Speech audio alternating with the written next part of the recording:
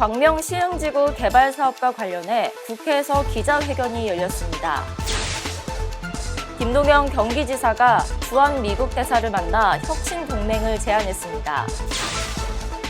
인천 상륙작전 기념행사가 대규모 국제행사로 확대됩니다. 광주시가 출퇴근을 원활히 할 수 있게 대중교통 체계를 개편합니다. 경기 버스 정보 서비스에 대한 만족도가 전년 대비 상승했습니다. 여러분 안녕하십니까? 오늘 통계청이 발표한 10월 산업활동 동향에 따르면 10월 생산은 전월 대비 1.5% 감소했는데요. 지난 2020년 4월 1.8% 감소 이후 가장 큰 폭의 감소입니다.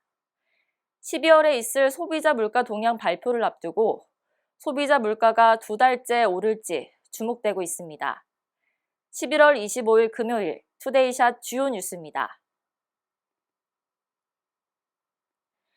정부가 29일 지정고시한 3기 신도시 광명 시흥지구 개발 사업과 관련해 지역 국회의원과 지자체장이 국회에서 기자회견을 열었습니다.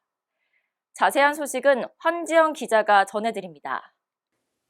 정부가 지난 29일 3기 신도시로 지정고시한 광명 시흥지구는 총 1271만 제곱미터로 3기 신도시 중 최대 규모인데요. 여의도 면적의 1.3배 규모의 녹지를 갖춘 친환경 녹색도시로 조성될 예정입니다. 광명 시흥 신도시가 조성되는 광명 노은사동 현장에 나와 있습니다. 국토부가 공공주택지구 지정을 고시하며 개발 사업이 본궤도에 올랐는데요. 7만 가구가 공급될 광명 시흥 신도시는 이르면 2024년 초부터 토지 보상이 이뤄질 전망입니다. 그러나 지역에서는 합리적 보상, 군사시설 이전 등 지자체의 의사를 고려하지 않은 졸속도시 계획안이라는 목소리도 나오고 있습니다. 이와 관련해 광명과 시흥 국회의원들과 단체장이 29일 오후 국회에서 제3기 신도시 관련 공동 기자회견을 열고 공동 선언문을 발표했습니다. 따라서 오늘 이 기자회견은 광명시와 시흥시와 광명시의 의견을 최대한 반영해서 이후 지구계획 사업을 추진해달라는 강력한 요청하기 위해서 오늘 이 자리에 섰습니다. 이들은 3기 신도시 계획안 중 가장 우려되는 부분으로 광역교통망 부족을 꼽았는데요. 광명 시흥 신도시는 앞서 말한 6개 신도시와 주변 원도심까지 하나로 연계해 광명시와 서울시까지 빠르고 편리한 도로망이 구축되어야 할 것입니다. 정부가 발표한 남북철도 계획안은 신도시와의 연계성이 부족해 유입 인구가 16만 명에 달하는 신도시가 완성되면 지하철 7호선이 지옥철이 될 수 있다고 지적했습니다.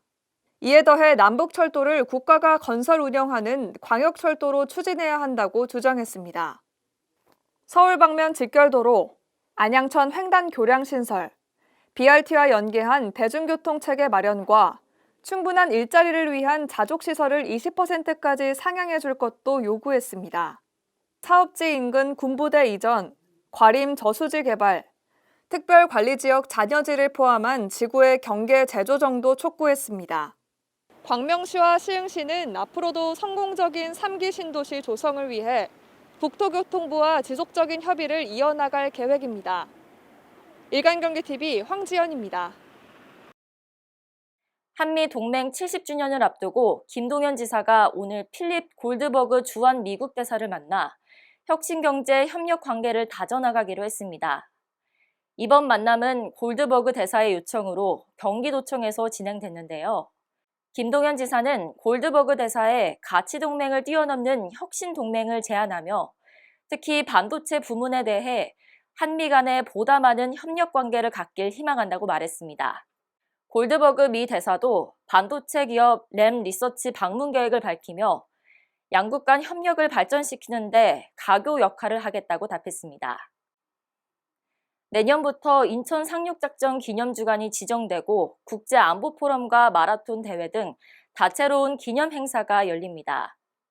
인천시는 인천 상륙작전의 역사적 가치를 재조명하고 세계적인 평화안보 행사로 발전시키기 위해 대규모로 확대 개최할 계획이라고 말했습니다.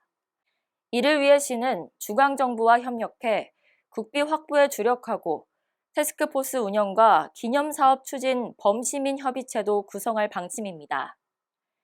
2025년부터는 참전국 정상과 해군 참모총장 등 초청 인사 범위를 넓히고 다큐멘터리 제작과 평화기원 음악회 등 다양한 행사를 준비할 예정입니다. 방세환 광주시장은 오늘 온라인 브리핑을 통해 철도망 확충과 버스 노선 체계 개편으로 수도권 30분 내 생활권을 완성하겠다고 말했습니다. 방세환 시장은 먼저 도시철도 8호선 연장 판교 5호선과 경강선 연장 광주 용인선은 대통령직 인수위원회와 경기도 지역 정책과제로 채택됐다고 밝혔습니다. 경강선 연장 광주 용인선은 경기도 철도 기본계획에 위례 삼동선도 내년 기획재정부 예비 타당성 조사 대상 사업에 반영될 수 있도록 최선을 다하겠다고 말했습니다.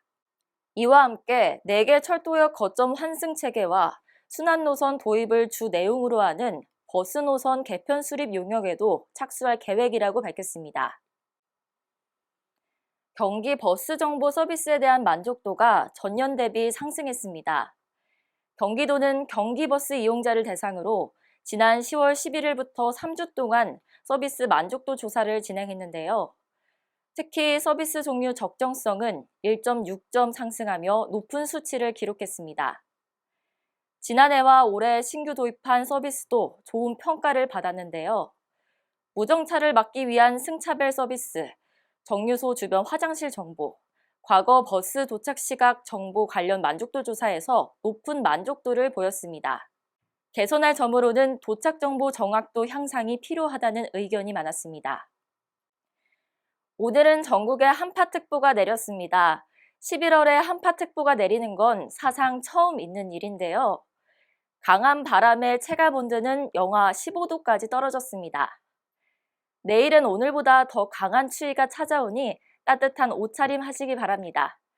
뉴스를 마칩니다. 시청해주신 여러분 고맙습니다.